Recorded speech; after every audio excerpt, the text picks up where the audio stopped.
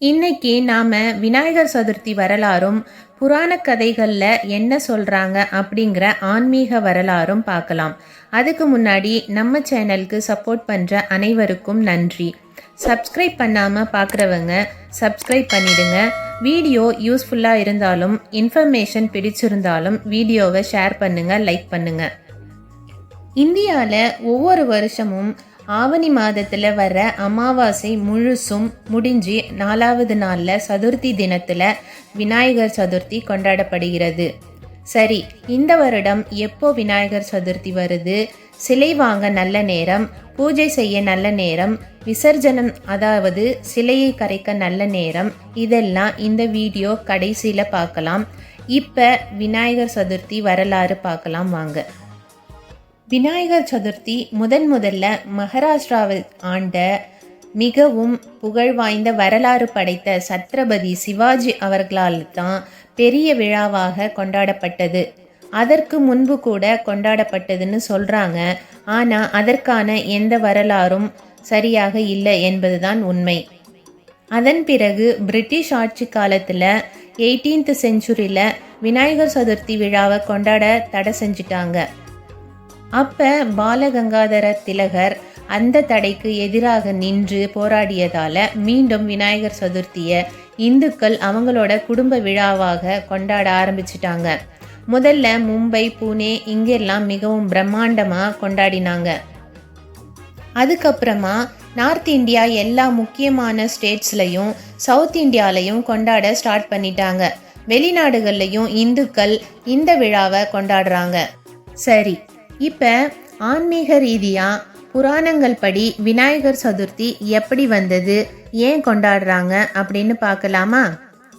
சிவபெருமானுடைய பரமபக்தன் கஜமுகாசுரன் வலிமையான வரங்களை பெற்று திமிர் பிடிச்சு தேவர்களை பலவிதமான கொடுமைகளை பண்ணி துன்புறுத்திட்டு வந்தான். அவனை மனிதர்களாலேயோ விலங்குகளாலேயோ ஆயுதங்களாலேயோ யாரும் கொல்லவே முடியாதுன்னு வரம் வாங்கியிருந்தான். இதனால் தேவர்கள் என்ன பண்ணுறதுன்னு தெரியாமல் ரொம்ப கஷ்டப்பட்டுட்டு இருந்தாங்க.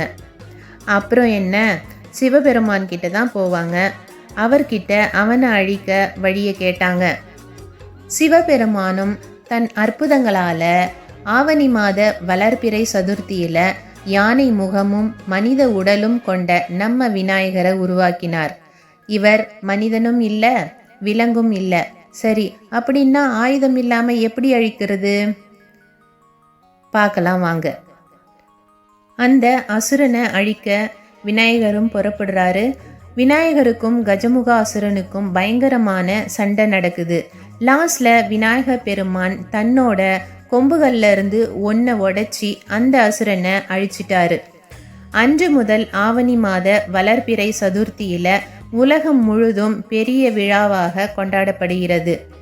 அன்றைய தினத்தில் நாம் விநாயகரை வழிபட்டால் எல்லா கஷ்டங்களும் தீர்ந்து சகல சௌபாகியங்களோடு வாழலாம் என்பது ஐதீகம். மற்றொரு புராணம் என்ன சொல்லுதுன்னா, பார்வதி தேவி கங்கை நதியில் குளிக்கும்போது தன்னோட அழுக்குகளை திரட்டி ஒரு உருவமாக செஞ்சு அதற்கு உயிர் கொடுத்து தனக்கு பாதுகாவலனாக நியமித்தார்னு சொல்கிறாங்க. அதனால தான் பார்வதிக்கும் கங்கைக்கும் விநாயகர் மைந்தன்னு சொல்கிறாங்க. அதனால தான் விநாயகர் சதுர்த்தியில் பிள்ளையாரை செஞ்சு பூஜை முடிச்சிட்டு மறுபடியும் விசர்ஜனம் செய்கிறாங்க. அதாவது மறுபடியும் கங்கையில் கரைச்சிடுறாங்க.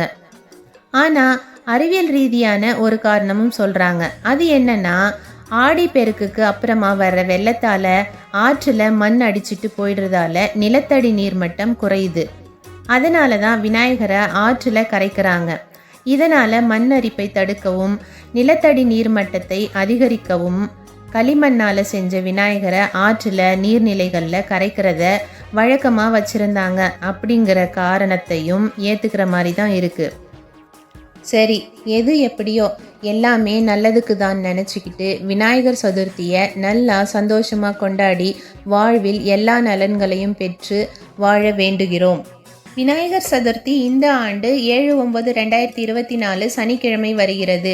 விநாயகர் சிலை வாங்க வேண்டிய நேரங்கள் 6/9/2024 காலை 9:15 முதல் 10:15 வரை, மதியம் 12:15 முதல் 1:15 வரை. அது தவறினால் 7/9/2024 காலை 7:45 முதல் 8:45 வரை.